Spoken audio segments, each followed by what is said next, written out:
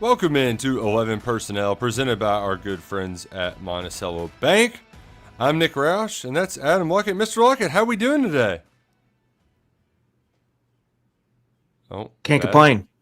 Can't complain. Are you sure? I was just thinking about the Reds lineup. I thought you'd be thinking about what the Bengals are doing to their star pass rusher. I mean, my God, if you want to give him away that bad, we'll take him in Pittsburgh.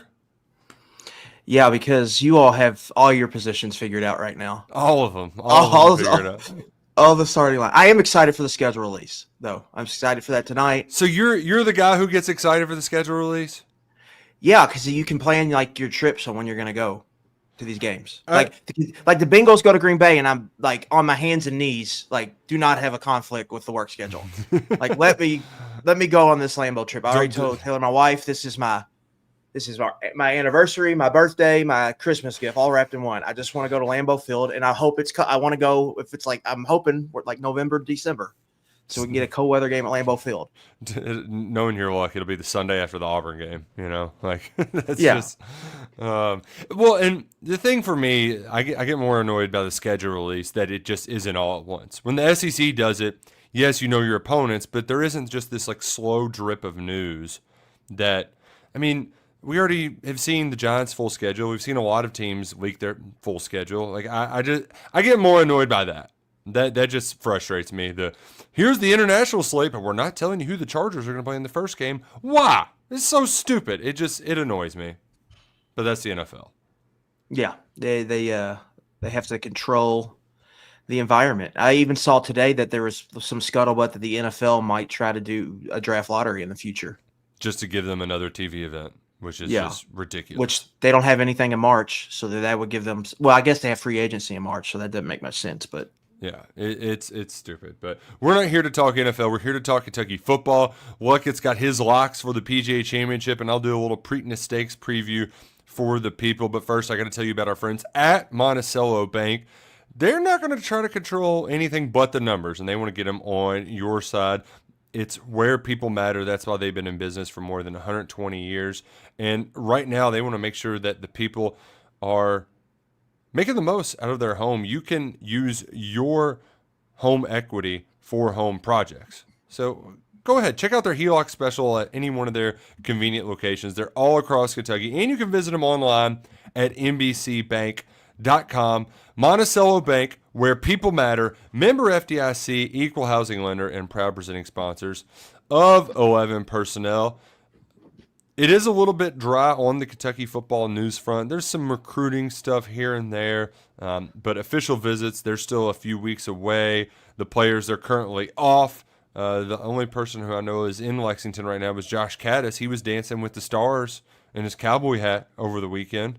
But we thought this would be a good opportunity to open up the mailbag over at KSBoard. If you aren't on KSBoard right now, promo code UK1, it'll get you 2 months for only $1. So very active, very lively community. Really appreciated the board this week, even on the slow days, has been fun. The what lawnmower should I buy thread was popping.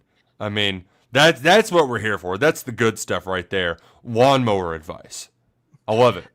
Speaking of slow times, I always forget this is probably the slowest, but that could change because it sounds like there might be spring practice extension, so we might have OTAs in May moving forward. They're debating on where to move this portal window. It sounds like the most popular is January, but we were going over official visitors for Kentucky earlier this week, and we were going over that list. Nick, how many of those players had you heard of? Percentage. In fairness, I have been less plugged in than maybe ever before. But there it was. I mean, I'd maybe seen like a handful of names I was familiar with. Were you seeing those names where you're like, are these trainers? Are these owners? Are these that's where my mind is right now, right? My mind is in the barns. I was looking at PPs last night. Dude, I get to go to watch the Preakness at the track and then still bet a full card at Churchill Downs. Like, you want to talk about the ultimate Pac-12 after dark, it's getting Churchill Downs after a full slate of Preakness Saturday. But I digress. I have been less locked in. But I think the most notable thing about that list, which we'll share once we get some more names, but this was a list we obtained a few weeks back, and it at least is there's a lot more heft to it. And I know plans change and visits will get rescheduled and canceled. But I think that was at least the one encouraging thing, because there has been not exactly a ton of football recruiting news, but it does feel like they are loading up on official visitors in June. Yeah, it's just going to get a lot busier. For recruiting, for me, the busiest time is really from Memorial Day to 4th of July. 4th of July, maybe a little bit after that. Maybe a week after 4th of July. That is really, I think, the time. If you're ever going to pay attention to it, I think that's the time, because that's when most of the work is done. And so we're entering that stretch. I mean, it's right around the corner. And that's why, to go back to your original point, it was floated around at the ACC spring meetings. The SECs are still a couple weeks away. The new proposed calendar that would get us down to one transfer portal window, and they would move it in May. There's also talks of extending spring practices, or whatever your offseason plan. It would more similarly model the sort of NFL model. But the thought of having one portal window and making it in May, I'm just would be overjoyed, because a lot of the traditional postseason stuff that we typically do, you don't get to do, right? Here were the best plays, the best moments. Like, you don't really get a time to catch your breath and reflect on the season that was, because you're already moving on to free agency. The second part is just selfishly, December's a freaking meat grinder, and it would be so nice to be able to catch your breath some in December, where you're actually talking about the bowl games and less about the players. You're probably going to get higher participation in the bowl games. And then just to get back to recruiting, wouldn't it just make sense to have free agency in May and then the draft / recruiting in June? From a calendar perspective, it would fix so much of the problems the sport currently faces. Yes, but if you do that, you're getting rid of a huge part of the offseason, which is the winter workouts. I mean, you're not necessarily getting rid of them as much as it's... Well, they're not in your building. True. But that's why I think it's going to be January. It's going to be January, because they're going to want their team to be there, most of their team at least, when the spring semester starts. So that portal window is going to be January, whatever to whatever, and it's going to be the foot on the gas acceleration for 2 weeks trying to get kids into school. So that's what I think it's going to be. I still prefer the May convenience, because it just makes sense. And, oh, you mean these guys aren't working out? I'm sure there will be some battle of semantics between strength coaches, new team that you tampered with wants you to lose weight, while the program you're currently in wants you put on. That's something you'd have to dodge. But I think there might be some rough patches initially, but you get through over that initial hurdle, and it might make sense. But it's still a long way away. There's a lot of people in suits sitting around conference tables fighting over how the playoffs going to work, how all this stuff is going to work. Long term, that's what I prefer. But in the short term, you've got questions, we've got answers in the 11 personnel mailbag from KSBoard. And the first question right off the top rope from Chin Coleman's Glasses: how motivated is Mark Stoops? Mr. Luckett, how motivated is Mark Stoops? I mean, he told us he's highly motivated. Let's see. Let's pull up the other quote I had pulled up here. Just a second, Nick. One of our good, someone on Twitter tagged me in a grok. I guess it's a grok? Grok. Yeah. Grok. My man TJ's a big fan of grok. Yeah, I see TJ. TJ is in the grok club, for sure. Yeah. Well, to Tom Leach, after they lost to Louisville, people remember this quote. Everybody wants to replace me, but I'm not going anywhere. I'm motivated as hell. I think that was the first time he said that everyone kind of noticed, but he said it before, in the last couple of press conferences. And then when he went on with Matt, he said, I've never been as motivated as I am right now. We had the press conference. When was that? When he kind of came out guns blazing? Was that February? And he was like, yeah, right before, it was like 2 weeks before spring practice. He was kind of fire and brimstone there. Yeah, because the signing day in December press conference he had. That was weird. Yeah, he ended it with the nobody panicked. That was the one I thought would live long, like into the summer. That was what I thought the slogan would be. It would just be, instead of motivated Mark Stoops memes, we would get nobody panic memes. Right. But that one kind of died, surprisingly, and then the motivated one has lived on. Yeah. Here. And I don't think a lot of it is just for show. I think there is very much, he's a proud person, and that was embarrassing last year, and the last few years haven't lived up to expectations. I don't think he's so holed up that he's unaware of how bad it's been. He has to live through it day to day. But I will say, my favorite part of this bit is that it really is the only thing we can talk about this offseason, so much so that I think this needs to be embraced officially by the people who are running the accounts. Because John Hale had a report earlier this week that season ticket sales are down 12.5%. I don't know if that will be directly reflected in the day of ticket sales. You're still going to have, especially in September, when people are just glad to get back to tailgate and everything, you're still going to have plenty of people who buy single game tickets and show up to Kroger Field. But that losing season tickets hurts your bottom line. There's no doubt about it. But how do you market this Kentucky football team? The only familiar faces you have are Josh Caddis and Jagger Burton. I mean, we talked about the roster turnover last week. It is incredible. So how do you try to market it? The best thing to do is the motivated Mark Stoops thing. I think they would be wise to turn the joke upside down. And while it still may be a wink and a nod, like, it could at least be fun and would show a sense of self-awareness from the program. Yeah. First of all, like, I think you could realistically make the argument and logically make the argument that Mark Stoops was trying to get out of here, trying to leave. Mm-hmm. Yeah, I think really this season it seemed like, you know, whether there was a self admittance or not, like, he's kind of stuck here now. Mm-hmm.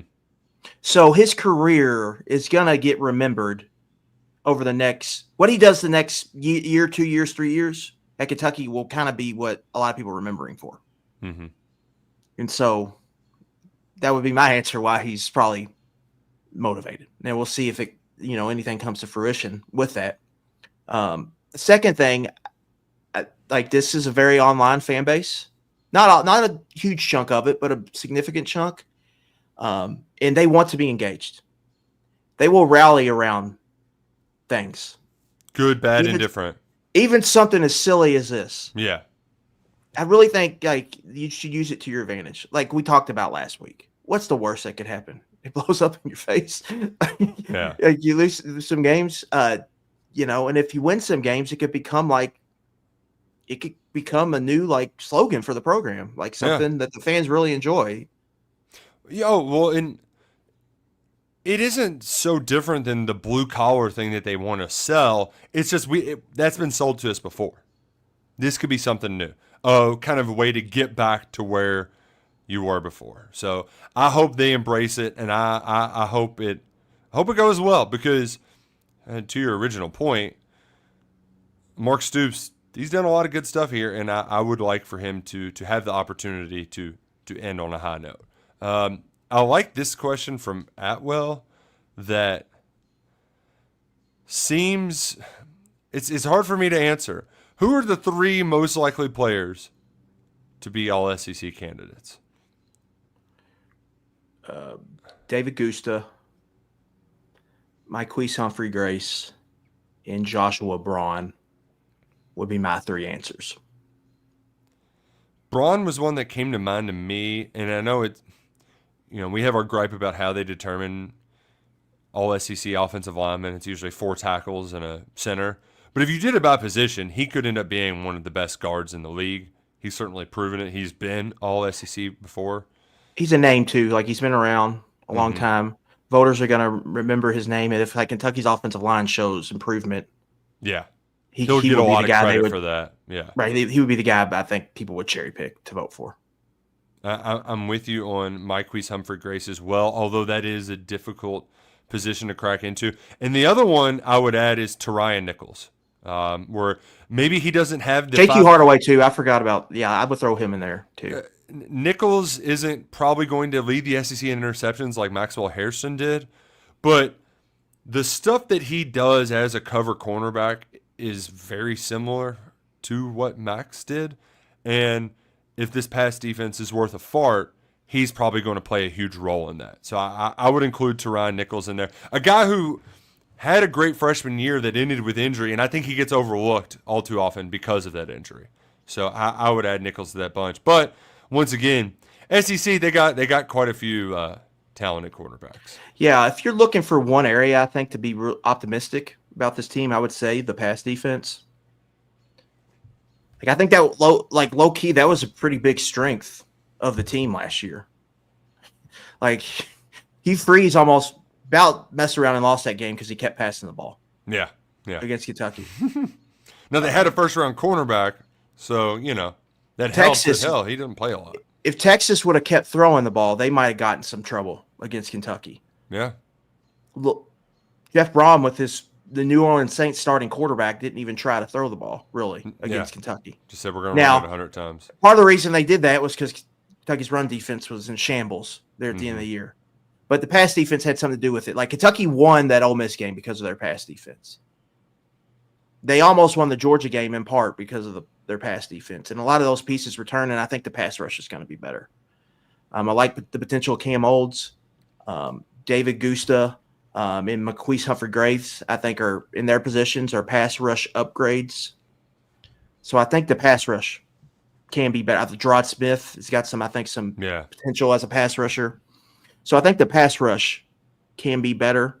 And you put those two together, that could, and if they're even if they're just okay against the run, then they could give some teams, I think you could see them giving some teams problems because of what they can do from a pass rush standpoint. Are the Reds cursed, Luckett? I'm dumbfounded by this Reds team. I really am. Like you have so inconsistent, man. It's crazy. It's wild. Well, you have you need this. If you have starting pitching, you should win baseball games. So they have good starting pitching. Most nights, nearly every night, they're getting a quality start. So it's and then the bullpen has been solid. I wouldn't say it's been bad, but it's been good enough to win games. And then they forget how to hit. They go on these long stretches where they can't score, and then you'll look up like tonight they might score. It might be 13-1 in the top of the fifth. It's crazy. So they're infuriating. They're absolutely infuriating. They buck all common sense. You remember your point was about some Kentucky teams you got to know how to win, learn how to win. Yeah. You got to know how to win these games. That's like the Reds. They just don't know how to win games. Feels like they've had 13 toss-up games and they're 1-11 in these close games. So really it feels like they should be at the top of the division. Instead they're 5 games back because they can't win these kind of close games. And a lot of it has to do with the lack of hitting. Maybe they'll figure it out, but that's why it just feels like eventually they'll probably figure it out and they'll go on a run. But we'll probably look back at this 45-game stretch and be like, well, that's why they didn't make the playoffs. It's because they just couldn't figure it out there for the first a sizable chunk of the season, first 30% of the season. Speaking of figuring it out, G Money wants to know, how do we think Bush will manage the crowded backfield? Will Patterson Wilcox have legit roles on this team?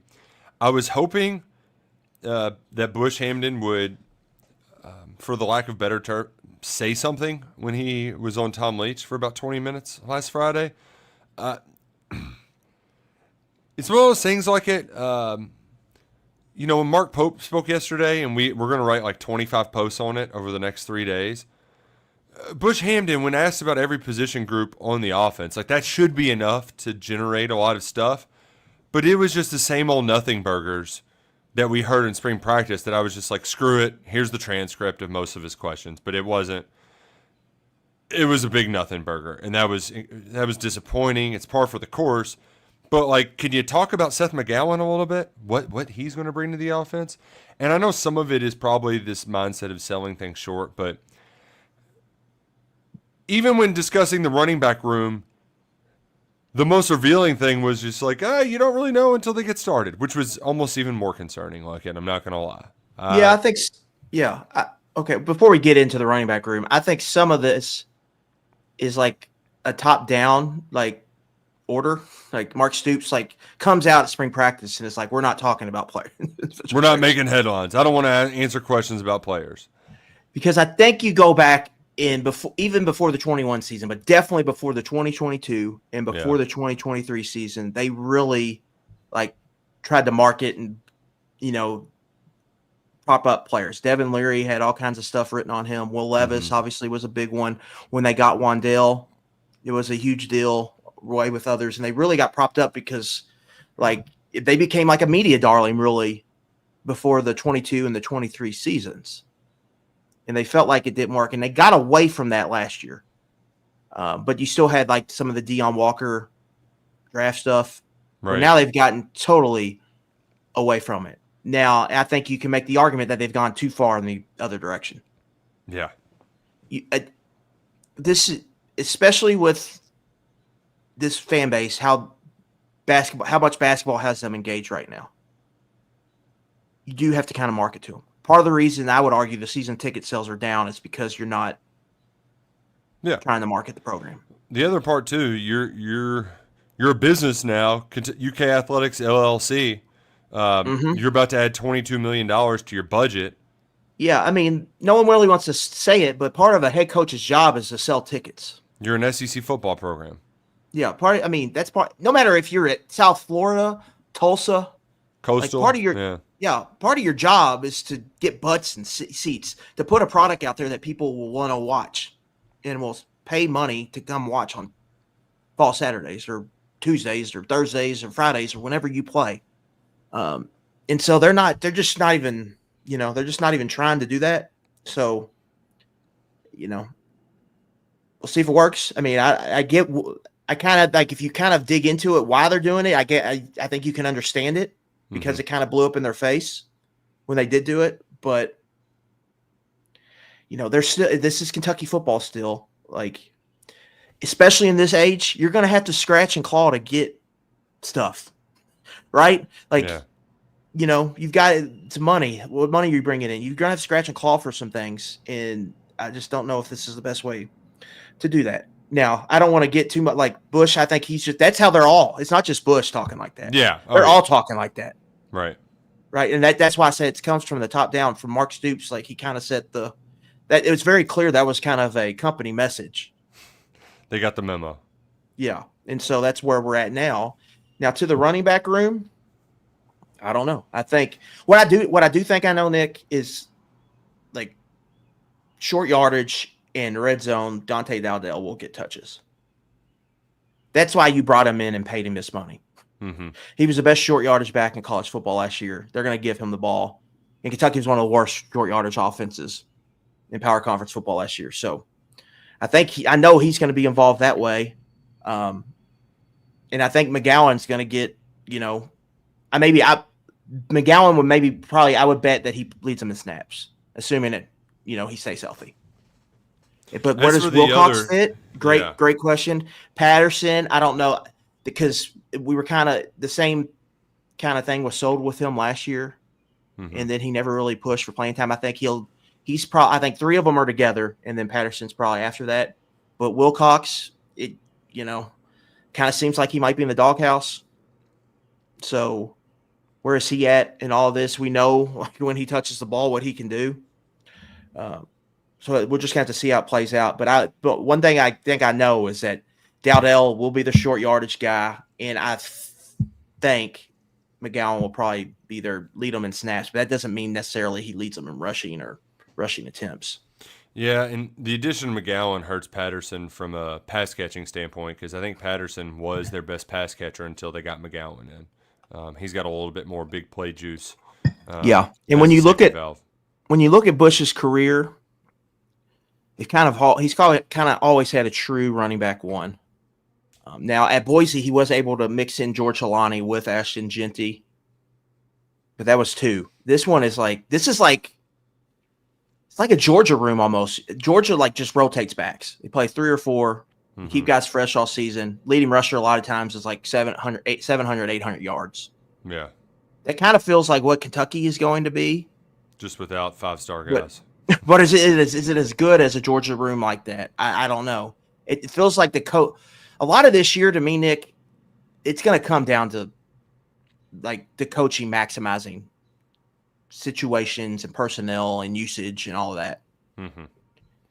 And this is an example. I think the coaches are like, I think Hamden specifically, and Bulwer will be involved in this, is going to have to press the right buttons on who plays, when they play, what situations they're used in all of that. And that's just I think it's a lot to juggle. It just feels like a lot to juggle, where I feel like you would be more comfortable if you just had 1, maybe 2 guys, where it looks like right now they got legitimate 3. Maybe they have 4 with Patterson. Who knows? And so it's got to win within the margins. Yes. And I think coaching and maximizing this group's talent, because the sum's got to be greater than the parts, I think, for this team to exceed expectations.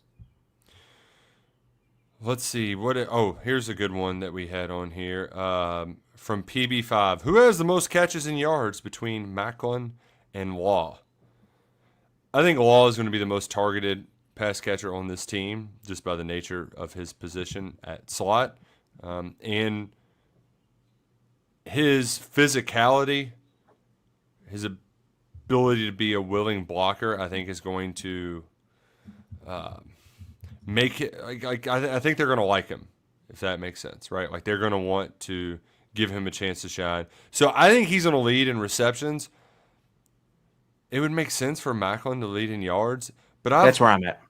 But I've also been just skeptical of Jamori Macklin since. I just have been, because a lot of the bump that he got at the end of the year, it was like a blown coverage against Louisville, 80-yard touchdown. It was a lot of kind of garbage time jump ball stuff. Now, if he does that on a consistent basis, surely he's going to lead the team in yards. But I'm very reserved on my expectations for Jamori Macklin. Yeah, I think he's definitely probably the boom or bust type of receiver, but I think we're going to see some big games from him this year. So he would be my bet for yards. Law would be my bet for receptions and targets. Law's going to have a lot of the old flip jet pass receptions, bubble screens, just quick dump. Just, his average depth of target is not going to be, I don't think will be very big. Yeah. A lot of it's going to be schemed up, created touches for him, really an extension of the run game, I think, for Law this year. Which leads to another question that was asked multiple times. What do we think the run-pass ratio is for the offense? Because I think the hardest part about last season was how little we actually learned about Bush Hamden. Some of it was he's handcuffed to the roster he inherited because he arrived late. But the herky-jerky nature in which they played the quarterbacks, the running back injuries, I don't feel like I got a good picture of what Bush Hamden ideally wants to do as a play caller. But the way this roster is constructed, Luckett, and my assessment of this receiver play, I got to think that they're going to be like 70-30 run pass. Like a ratio unlike the likes that we've seen since Benny Snell was in town, and I don't think they've got Benny Snell walking through that door. And that's not even includes like Calzada, pretty good at running the ball too.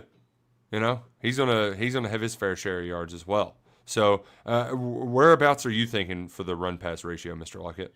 In 2018, they were 13th nationally in run play percentage. That was at 62.4%.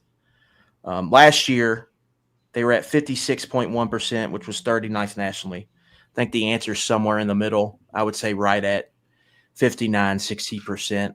Now, if you're at 60, the closer you're to 60 is probably the better, because that means you're running the ball well. Because you're going to run it more if you're running it well.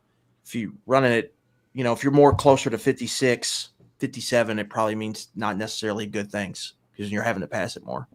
So I would say right around that 60. It would be close to 60-40 would be my answer. Which is one of those two.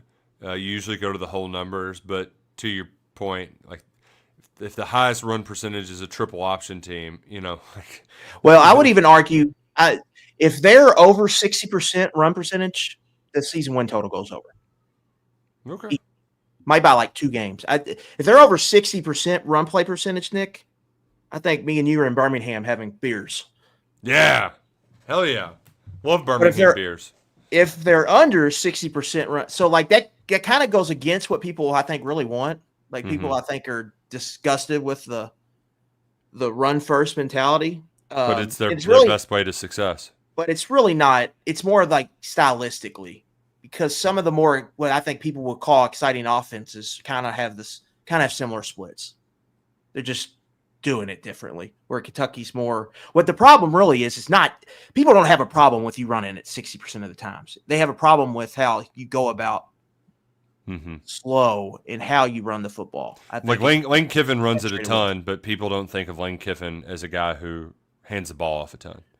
Like Quinshon Judkins, what was his carries 2 years ago? I mean, he was a workhorse for them, So I even will the hype agree with you there. The hype offense is the perfect, I think, kind of example. They're always in the top 20. Leading rusher last year. Yeah, so they're a run first offense. But anyway, that is. I mean, I think that number specifically to me will kind of define the season. I think if they're up over 60%, they're controlling the terms of the game if they're able to run the ball like that. And if they're able to do that over an extended season, then I think they're going to be in position to win more close games than they lose. And if they do that, I think, again, we might be getting the car on Christmas night to drive to Birmingham. Or knowing Kentucky football, they're going to put us in Music City Bowl again, and we'll just have to drive in for the game because we can't afford to stay there anymore. We can pitch a 10 at the On 3 HQ. What is absolutely. the worst possible outcome for this season? And what I mean by that is where the administration is happy and fans are pissed, and we find ourselves next year having the same discussion. NKY Cats fan, he says 6 wins is the worst possible. I think. See, that's where I disagree with you. Depends how the season. It all depends kind of how the season plays out and we think the schedule is going to be tough, but does it live up to expectations? Well, my thing, Luckett, is like Florida got 6 wins last year, and they were over the moon. And I know the schedule was much more difficult. You would have to beat Louisville with the 6, to me. You'd have to end the season on a real high note. Like Florida ended the season on a really high. It wasn't a 6-2 that turned into 6-6. They beat LSU, Ole Miss, and Florida State. Like it was a 3-5 that turned into 6-6. It would have to be something similar to that. Which that scenario is certainly open on the table. And the thing is too, Mark Stoops raised the expectations, but if you went from not making a bowl to going to a bowl game, a good chunk of fans, maybe not the loudest fans who are online, but a good chunk of fans are going to be satisfied, and Mark Stoops' approval rating will go up. Where the most challenging part is if they lose a bunch of close games, but they're still 5-7. They say, well, tough schedule. That's where I think the admin will think that things are going the right way, and most fans will still be pissed. That I think is probably the most likely outcome of this season and the most frustrating one. The one that puts you in purgatory for another offseason. Yeah, well, yeah, like this, does the school and the university, do they have the right temperature gauge of the fan base? I don't think so. I mean, from a Mitch Barnhart statement, I don't think they do. And that's why I think 5 is just threat level midnight of just discontent. Yeah, I agree. Because 5, I think, puts you right back here again. But I think you probably lose. Like right now, I think there's a good amount of the gym pop, I would say, football fan base that is hanging in there and wants to see, and is using this year as kind of like, all right, prove it to me. Yeah. But it's not necessarily out there like complaining and wanting Stoops fired. I think you go 5-7, that's that grows. you could lose a big chunk of that. Yeah. They could be on the side of like, we're done. We need to get him out. And Yeah. then what I worry is, they go 5-7, they try to run it back.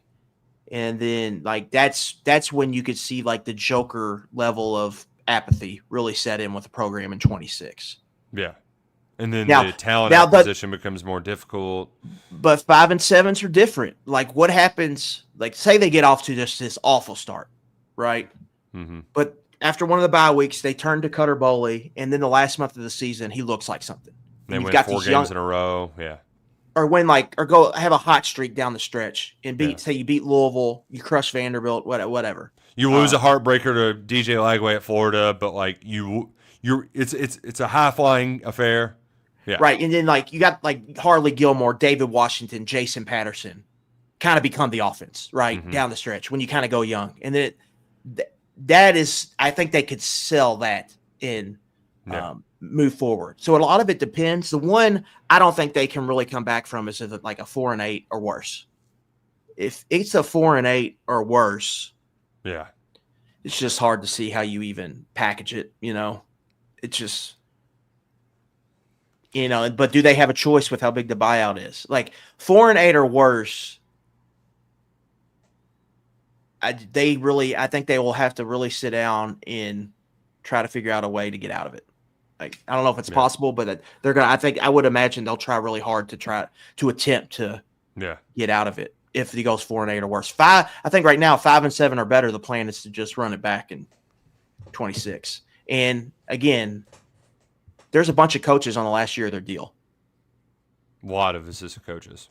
So you're going to be able, like, that card of we're going to turn over the staff is going to be used. I think that's part of the play, right? Yeah. I think that would be part of the packaging after this year if it doesn't go well. Yeah, and Matt G in the chat was like, are people really checking out? There is a certain level of fan, and my radio co-host, he isn't a young one. I think this applies mostly to fans who are in their early 20s or younger who have mostly seen success. But like he's like, if you don't win 7 or 8 games every year, then it's a failure, and it's unacceptable that Kentucky's not in like the 8-win range every single year. Like that, there is a percentage of the fan base that is the standard now, and they will be checked out if that's not obtainable. And like that's just the new reality that Kentucky's living in. So like Oklahoma and Texas made it tougher, but also their success made it tougher on them to a different extent. Yeah, there is a large portion of this fan base that understands the difficulties of this job and understands there's going to be ebbs and flows and understands like you're going to have to eat bad seasons. Mm-hmm. But you can't go bad. If you go bad 2 years in a row, you're going to be in the pressure cooker year 3. And people are going to want to make a change. And even not just bad, but it's like below expectation, and then bad. That's the part that I don't know if the administration realizes that or not, but that's what I wonder. That's that the too, hardest part. Because that is, I think, for a large chunk of the fan base, that's how it's viewed. But I don't know if they're necessarily viewing it that way. When you hear the phrase 1 year blip, mm-hmm. I've heard from fans that aren't really happy that was the verbiage used. You're talking about bad marketing. Yeah, they were pretty upset about that because then they're just like, when you do that, you're just kind of ignoring, mm-hmm. The like people who line your pockets. Well, 2022, like that was a disappointing year. Just 100%. No way around it. And then 2023 was too. Like without the win, like you remember how bad it was in 2023 until they beat Louisville? Like it got really bad there at the end of the year. They went like 2 months without winning a game. That was, because you're right. That is part of the, like, it's not just it wasn't just 2024. It was kind of some things piled up. And then then the heavy brick of 2024 kind of sat on top. And that's the biggest issue. But there's some other things underneath it that mattered. That was like Skippy. He said, "What is it? What happens if it's a 2-year blip?" I mean, that's a phrase that it's not going to go away. Yeah, I mean, you go back to Mitch Barnhart's statement, and he says in the statement, now if it happens again, then we have to reassess essentially. which I think if they happen again, the plan would be kind of they would package it. I think they would package it as like maybe that this would be kind of a hot seat season the next year. But we'll see. I mean, we got to play the games first. That was some serious talk. Let's get to a few silly questions before we talk about some other sports. CC143, he says, I will choose Fun Delusion in comparing the two. Will Levis was 6'3", 234. Zach Calzada is 6'4", 230. Both have a strong arm, are willing to be reckless with their bodies. We know Levis was a pretty intense vocal leader, and Leary and BVG seem more reserved. Have any reports been made in regards to Calzada's leadership style being similar to Levis? And can we expect him to be as fun to watch as Levis was? And then they said, what are the odds he can take down another giant like Texas at home, a la 2021 Alabama? One, I think the biggest difference in those measurables, is like all of Levis's weight was in his biceps and his shoulder. Like he was shredded. Calzada, he ain't gonna be on swimsuit. He's not a swimsuit model, Like he's beefy. He's a beefy 230. But to your point, there is a lot of similarities, and I think the biggest. Like we obviously haven't spent as much time around Calzada as we did in our 2 years with Levis, but I think Levis's intensity was almost to a detriment to him. I think Calzada has a similar intensity, but he's at least aware of it, right? Like he's been around long enough to know that he can't jump guys' asses or be overly emotional in that regard. He has starting quarterback experience where Will did not have that when he got here. Yeah, like Will had some like the dude in Replacements who's like a psycho, like go get the ball. Like he had a little bit of that to him. Which shout out, who would have thought that guy would end up giving us the Mandalorian, an elf? Like of all people, the crazy guy from the Replacements. Shout out Jon Favreau. But that's why there's a lot of reasons why I'm bullish on Calzada. It's the experience, and it is the sort of like extra stuff. But the second part of the question about taking down another giant, that Texas A&M team had a lot of talent. But Luckett, you at least were you did the exercise. That's a fun off-season exercise about cooking up the spreads for each game. There's a few. I thought we might have a few more one-score games sprinkled into there. I didn't like Ole Miss plus 12.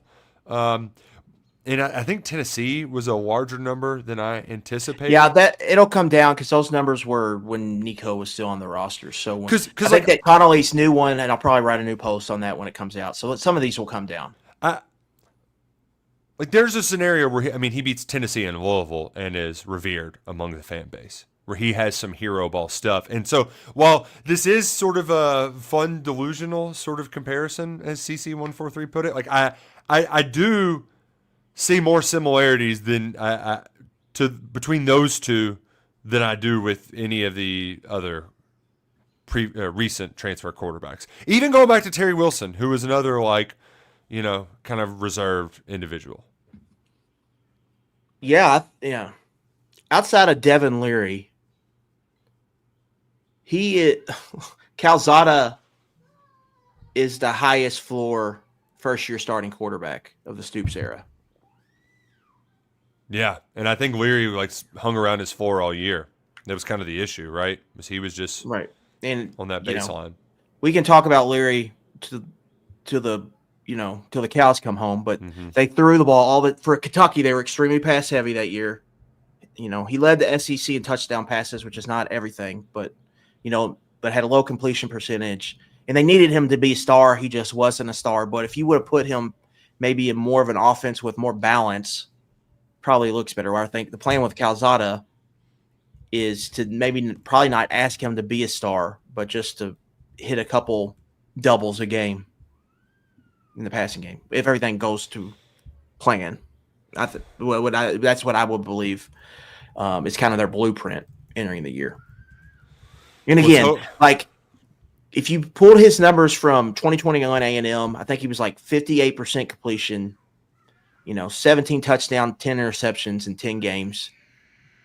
That kind of should be your baseline for me for this year. And if he goes above those, that's a great, it's a great year for You him, for what you were expecting. You got a dog barking. I got a screaming kid in the background. It means we've been cooking for a while. One final fun question from Big Blue football fan. What are your thoughts on Wrexham getting promotion in back-to-back seasons? I haven't been as locked into that show as of late, but that's pretty incredible. But piggyback off of it, how enjoyable would a relegation system in college football be? Big money decision makers would obviously never go for it. But it would be enjoyable in today's college landscape. I'll hang up and listen. It would not be ideal for Kentucky. I think it'd be enjoyable if you were like Alabama or Ohio State. Yeah, because you're staying at the top. I don't think it would be enjoyable for the rest. Even a school like Auburn or Florida, you have a down couple years, you could get in trouble. I think it's more fun for college basketball because it's much more year to year, and I know the rosters are more year to year from a football standpoint, but this is a very exclusive sport. We haven't had a first-time national champion since 1996. It's like the big dogs stay the big dogs, and I know the CFP expanding, it gives off a greater facade of equality, and relegation would certainly democratize it more so, but honestly, I think it would just create more separation for the rich, and while it might help what's a good example? Like Coastal had that fun run with Chadwell, and I guess maybe Liberty to a certain extent, but closer to home, the early Brom Pop in the ACC, like what if they went from that to the Big Ten, and we're leveling up even another league. I think it would be fun to get some action flavor to move up to some of these other leagues, or even the Fun Belt, like when Tulane rocking or Troy, like Tulane with Summerall. Tulane's been really good as of late, but ultimately, I kind of like having.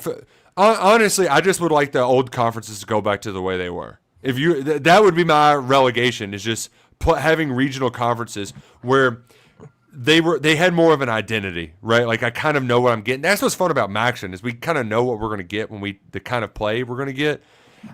That's what I miss most out of all of the changes, is like the Big 12 isn't just the fun league with a lot of offense and no defense anymore, right? The Big 10 isn't just punts and runs. They've got USC in it, for crying out loud, who just has to learn how to tackle, so like that I miss that more so than like moving up and down, because honestly that's what conference realignment has been. It's been a lot of moving teams up, and I think it actually hurts some of those programs who have moved up more so than anything.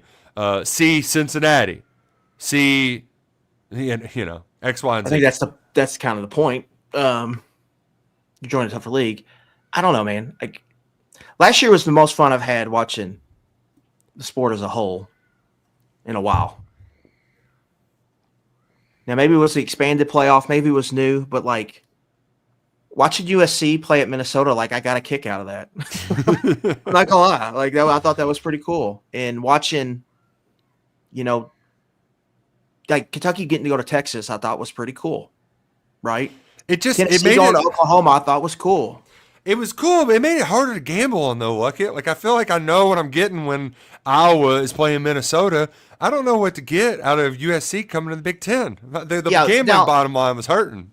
A lot of it might have just be the 14 playoff, but I thought things got really stale there towards the end of the 14. Yeah. It was like conference championship races were settled and done in by Halloween. Mm-hmm. And it was like, I felt like we were creating, and we were trying to create drama out of nowhere. Everyone was so playoff centric with the sport, where I think this past year, it just a lot more people had a seat at the table when it came to that situation. And there was new, like Texas went to, Arkansas. Big 12 was kind of wide open, like we thought it would be crazy. Mm-hmm.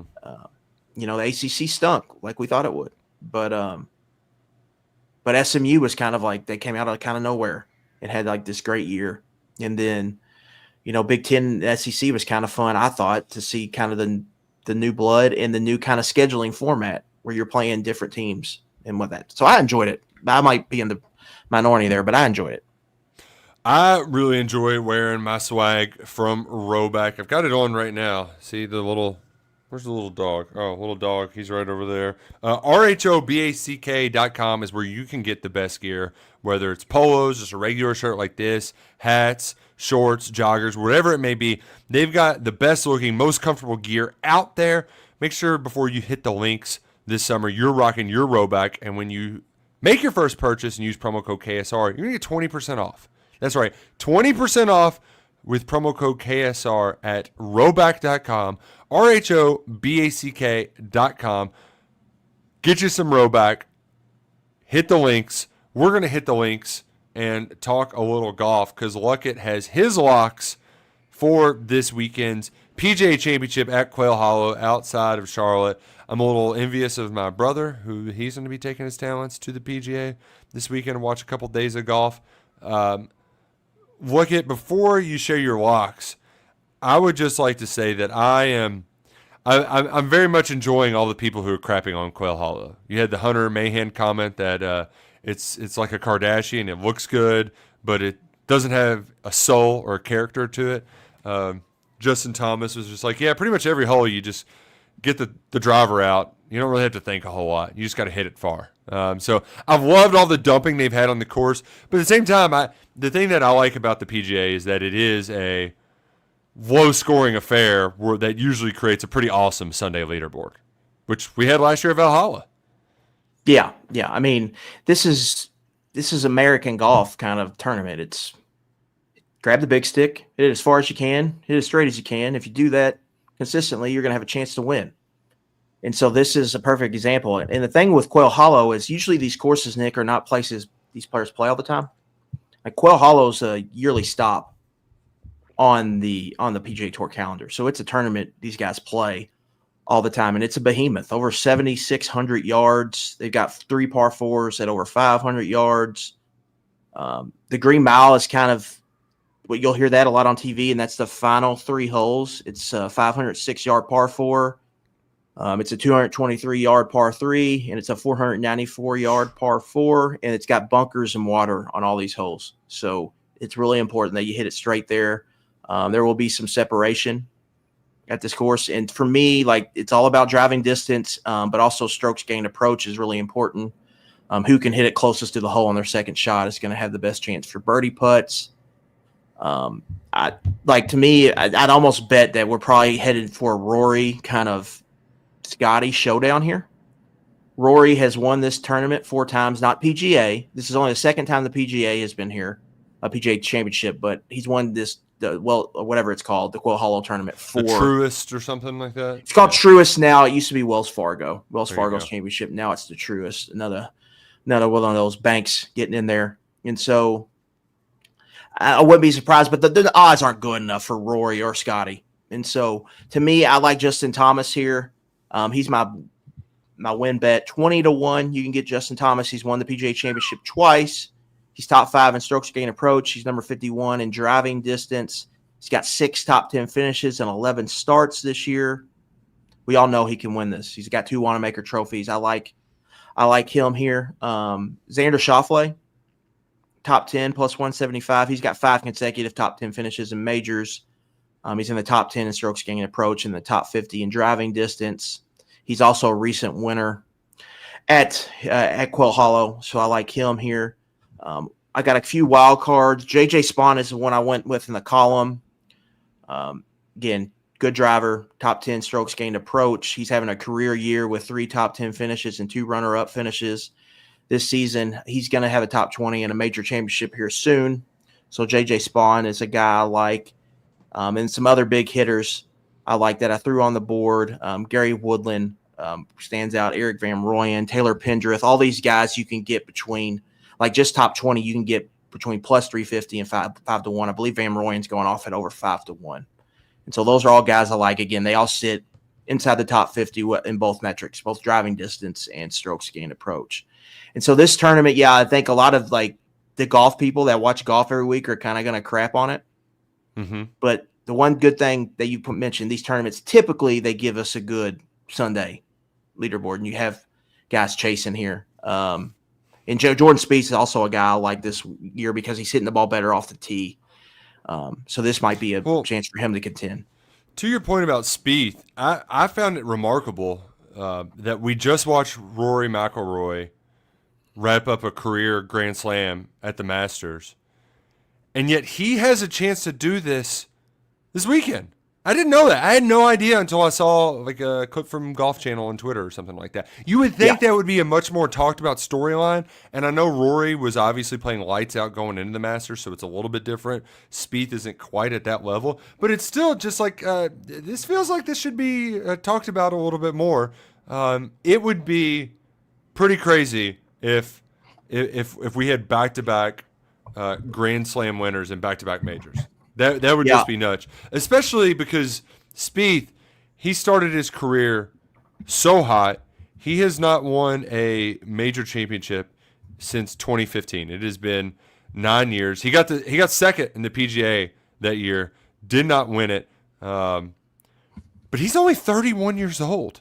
Like, it's not like he's he came out gangbusters. Yeah.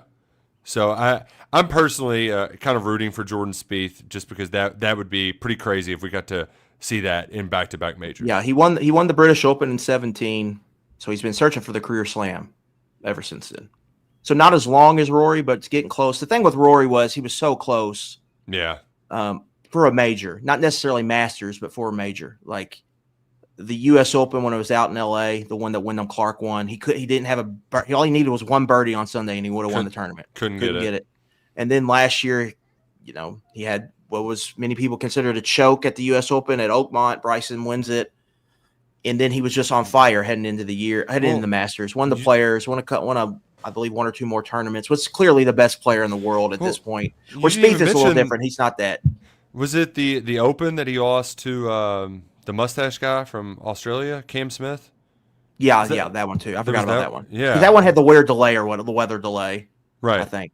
And then he just couldn't buy a birdie on Sunday. So there was a lot more anticipation there, and it's probably better for Spieth that he gets to fly under the radar, just a little bit in that regard. So PGA Championship Thursday through Sunday. Hopefully we get a few good days of exciting golf on the tube.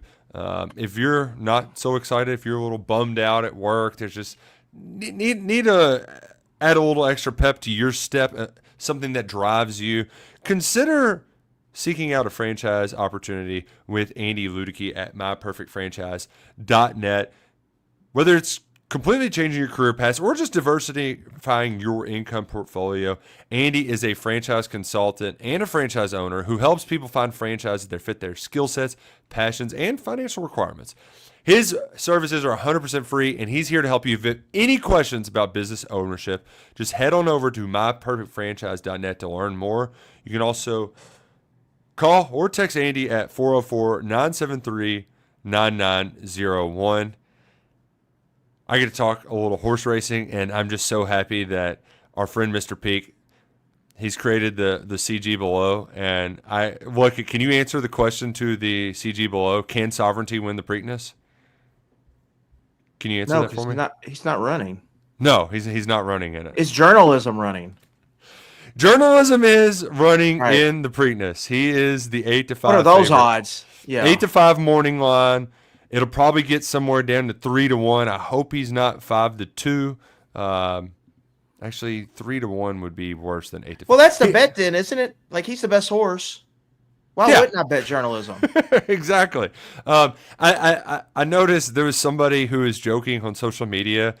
He was galloping around the track, and they're like, "That horse looks spent. I wouldn't bet on him." And it's just like he's just doing like a slow trot. And it's like, yeah. Don't bet on journalism, public. Please let us get him at a good price because he is the best horse in the field. I think he's still the best 3-year-old, even though he wasn't the best horse on Derby Day. Sovereignty and journalism were neck and neck entering that final furlong, and then Sovereignty just had a little bit more juice. Well, I'm not Henry Horse, but he got pinched at the gate, and then I thought the jockey didn't do a good job. Yeah, on the back stretch. It was Reese Billey's first or second Kentucky Derby, so there was some questions going into it about if he would have the stuff. You also had the mud was a factor, which could be a factor again on Saturday. The forecast is looking overcast, and my favorite part was a chance of a pop-up thunderstorm on Saturday afternoon. So we could see another sloppy track, but honestly, that makes me like journalism even more just because he was just in it. He had never been in it before. He's got experience in it now. There's obviously some concerns about the quick turnaround, but to your point, like this, journalism is just the best horse in the field. We can talk about some of the other ones, but ultimately it's going to be hard for me to make a win bet on another horse. But you aren't here to hear me tell you to pick the favorite that lost last time is a favorite. That was just his second loss of his career. He lost his first race, and he came in second in that one too. So he's a pretty damn good horse. And the field in this, there's only a couple of other Kentucky Derby runners in there. Rodriguez was supposed to run in the Derby. That would have been maybe my top choice in the Preakness. But he scratched from the Derby with a sore foot. He was out. Ultimately, the injury just lingered too long, and he wasn't ready to be able to get back in the saddle. But we've got Sandman back in the Preakness Stakes running after the Kentucky Derby. He finished 7th. We've also got American Promise, the Dwayne Lucas horse that just didn't fire at all in the Kentucky Derby. I admittedly just had a weird hunch about American Promise going into the Derby, and I can't get off this horse now. He was in my exotics on Derby Day. He finished 16th or 17th. It wasn't a great race for him, but as soon as I get off this horse, he's going to run his big race. He's a good-looking horse. He was one of the most expensive horses bought at auction in the Derby field back then. He's just a great-looking horse. So I'm sticking with American Promise in my exotics. But there's one other horse that is new to the field who is going to be overbet, and that's goal-oriented. So Rodriguez was the Bob Baffert horse that got scratched, and many people were going to bet on him. Well, now they see goal-oriented. And you think, okay, well, here's another Baffert horse, and he's lightly raced. He's only got 2 career starts this year. But, I mean, the dude was running a 98 and a 104 speed figure. He went wire to wire at 1:16 on Derby Day in the slop. He beat some horses that were previously on the Derby Trail. Surely this is a good horse. It's Bob Baffert. Can I tell you some Bob Baffert stats, Mr. Luckett? I would love to hear them. Let me hit you with some Bob Baffert stats. Give me your thorough analytics here. In Grade 1 dirt races in 24 and 25, he had 11 starts, 1 win, 2 were in the money. The rate of return was 60 cents. In 21 through 25, 34 starts, only 5 wins, but 50% of the time he hit the money. The issue is the odds are so low, the rate of return was 88 cents to the dollar. It's not great, man. It's not great. The median odds, 2.6 to 1. These are short price horses. This one is going to be another overbet horse. I know he won the Preakness 2 years ago with the front runner in National Treasure, but I am fading Go Oriented, who opened with 6 to 1 morning light odds, and I'm going with another horse that's lightly raced.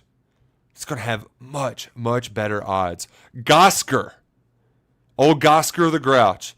He's trained by Brendan Walsh. He's sired by Nyquist, a Kentucky Derby winner, and his jockey's Luis Saez, who Luis Saez was tearing up Churchill Downs. I'm sad that he left after a week or so this year to ride elsewhere because he has been absolutely on fire as of late, a reliable jock to bet on. He has only 3 career starts, another lightly raced horse that got 1 start as a 2-year-old, came back and won at Gulfstream Park in February, and then raced in a Kentucky Derby prep, the Lexington Stakes. That's ran the week after the Bluegrass. You only get a couple points. So it's usually these horses trying to get in the Derby that just need one more start to get in. And he beat them all. And it was one of those where he came off the pace. He was 3rd or 4th. And then he hit the straightaway in 2nd, finished winning by 2 lengths. The speed figures weren't great that day at Keeneland. But ultimately, at 20 to 1 morning line, I don't think he's going to take a lot. Dude, give me that. I'm going to go heavy on a play show bet on him. Give me him underneath in your exotics in the Preakness Stakes. Gosker, who's coming from the outside post. So we got So give me your numbers. What's your my numbers? Yeah, well, just like what's your exact exacta or trifecta? Like for the people wanting to play that, what is the one? The straight up trifecta bet. We're going to do a try key box with number 2 journalism over the top, 9 Gosker, 3 American Promise, and then the 4 horse is another horse that I failed to mention but should have, is Heart of Honor. I wasn't a fan of the Japanese horses in the Derby, and this one lost by a nose in the UAE Derby, and he lost by a head in his last time out. Both at the same route distance, 1 mile and 3/16. I'm going to take a shot on the Japanese horse over Sandman. I wish Sandman wasn't running in this race because this horse was bred to win the Belmont. Tappet, his sire, has like 4 Belmont winners. I know Johnny V's on the mount, and that's a nice little change of pace over Jose Ortiz. But I know Sandman, he's going to be popular pick. I think it's too quick of a turnaround. So I'm riding with the 4 Heart of Honor, which is a fun story because, horse racing, Luckett, it's big family business.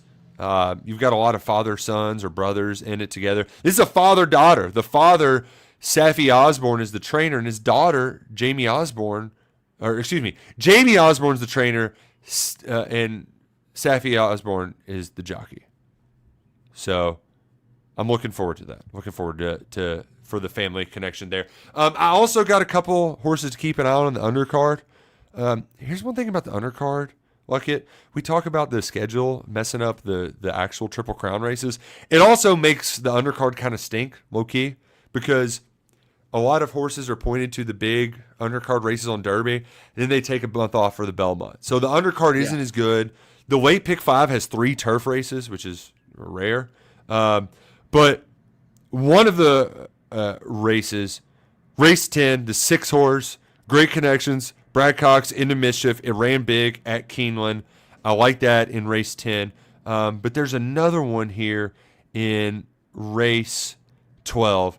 And I mentioned it before, Trickery. I can't quit it. It's got the best resume from of all the horses in it.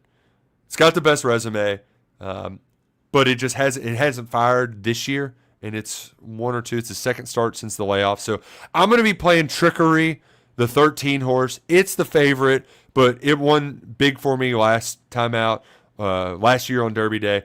A little try box with the 13, the 3, the 1, and the 9 in race 12. So I'll have plenty more of these picks on KSBoard the day of. Might even share my Derby picks because that's what's great. My Churchill Downs picks because if we lose during at Pimlico, we get to run it back at Churchill Downs that night. So I'm gonna be capping that. If you're looking for a price horse in race 9, it starts to pick 5.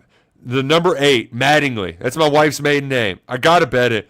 But also, we got a hot jock on board. I believe it's Luis Saez. I don't have it pulled up right in front of me. But we got to beat the 6, Coppola. That horse is a bum. It's faded this year. It's a loser. Beat Coppola in race 9. I'm going to try to get Mattingly at a good price. So there's my Preakness Stakes Day preview. Hopefully, we can cash some tickets. We came out about even, Steven. Hopefully, between Pimlico and Churchill on Saturday, we come out ahead. Either way, we're going to have a great time betting so many races. All I heard was hammer journalism at 3-1. Oh yeah. We're gonna get the hammer out for journalism. So that is what I'll be doing. And you know what the best part of it is too, Luckett, is that we could get an old-fashioned rivalry, a affirmed Alley-Dar, where Sovereignty wins the Derby, journalism wins the Preakness, and then we clash at the Belmont Stakes. That'd be great for horse racing. Hopefully it gets done this year at Pimlico. The final Preakness Stakes at Pimlico before they tear down and rebuild next year. It'll move to Laurel Park. But it's been an exciting episode. We've gone a little long sharing our Preakness and PGA picks. Hopefully we can make a little money. You can line your pockets this weekend. It's a light time for Kentucky football, but we appreciate all of your questions. Glad we were able to get to most of them. And we'll be back next week with more Kentucky football talk. Who the hell knows what it's going to be about, but we're going to find a way to have a lot of fun right here on the KSR YouTube channel. For Adam Luckett, I'm Nick Roush. Go Cats and go Kroger.